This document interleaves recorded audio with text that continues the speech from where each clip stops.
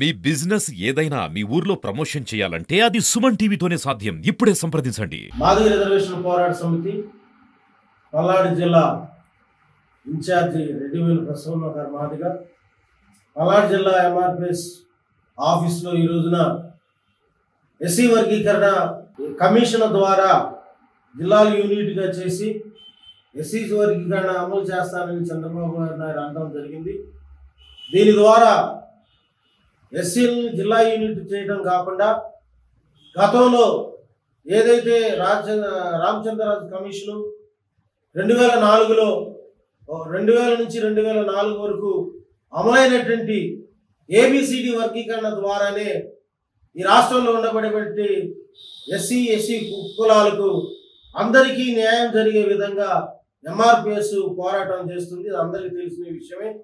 కాబట్టి ప్రభుత్వం వేసిన కమిషన్ని చంద్రబాబు గారు నాయుడు వేసినటువంటి కమిషన్ మేము స్వాగతిస్తున్నాం.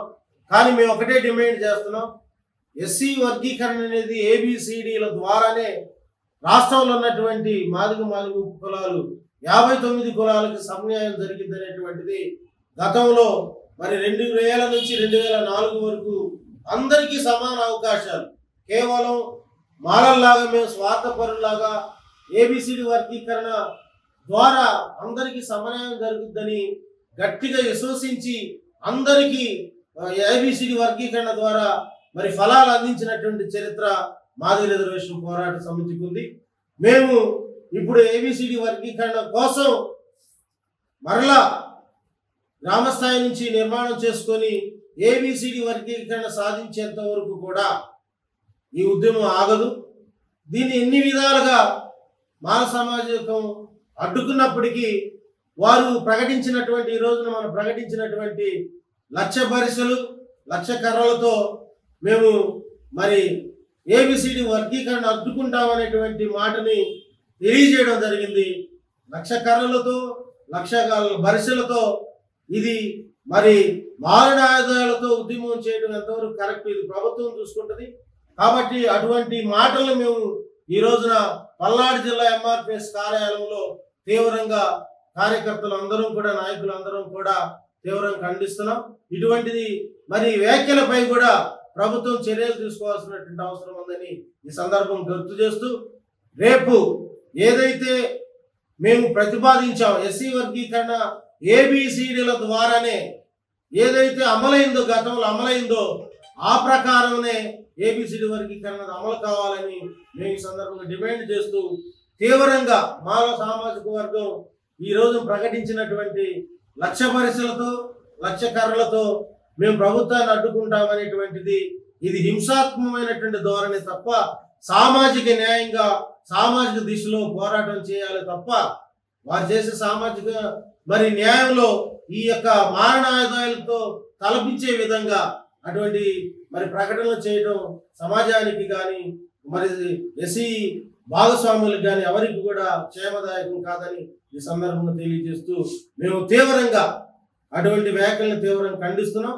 మేము ఒకటే డిమాండ్ చేస్తున్నాం ప్రభుత్వానికి, ప్రభుత్వం నియమించినటువంటి కమిషన్ ద్వారా ఏబిసిడి వర్గీకరణ ద్వారానే అందరికీ రిజర్వేషన్ ఫలాలు అందుతాయనేటువంటిది అంబేద్కర్ సిద్ధాంతం ప్రకారం మేము మాట్లాడుతూ ఆ దిశగా ప్రభుత్వం వెంటనే ఏబిసిడి వర్గీకరణ బిల్లు పెట్టి మరి ప్రభుత్వం దాన్ని అమలు చేయాలని ఈ సందర్భంగా డిమాండ్ చేస్తున్నాం. పల్నాడు జిల్లా నర్సరావుపేట పట్టణంలో జిల్లా స్థాయి ఆఫీసు పరంగా ఉసిరిపాటి బ్రహ్మయ్య గారి నాయకత్వంలో మాదిగ రిజర్వేషన్ పోరాట సమితి ఆంధ్రప్రదేశ్ మరియు తెలంగాణలో భాగంగా ఏదైతే గతంలో ఉన్నటువంటి రాష్ట్రం యూనిట్గా చేసుకొని అప్పటి ముఖ్యమంత్రి గౌరవనీయులు చంద్రబాబు నాయుడు గారు ఎస్సీ వర్గీకరణ గతంలో చేసి ఉన్నాడు.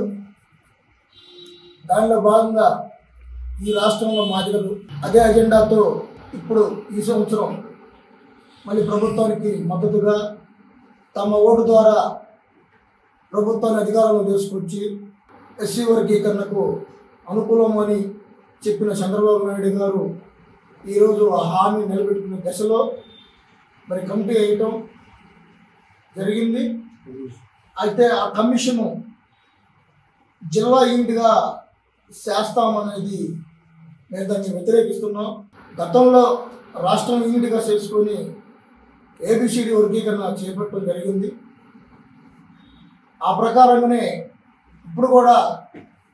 ఇప్పుడు జరుగుతున్న పరిణామాలను బట్టి మరి కమిషను ప్రతి జిల్లాలో సమావేశాలు ఏర్పాటు చేసి ప్రతి సంఘాన్ని కూడా ఏబిసిడికి మద్దతు, వ్యతిరేకత ఇవన్నీ కూడా విచారించి ఖచ్చితంగా రాష్ట్ర యూనిట్గా చేయాలనేది ఉసిరిపాటి బ్రహ్మయ్య గారి నాయకత్వంలో ఎంఆర్పిఎస్ డిమాండ్ చేస్తుంది. ఇకపోతే మాల సంఘాలు, అలాగే గుడిసెల వెంకటస్వామి కుమారుడు గుడిసెల వివేక్ తెలంగాణ, ఆయన బాగా ఇగుగా ఫీల్ అవుతున్నాడు.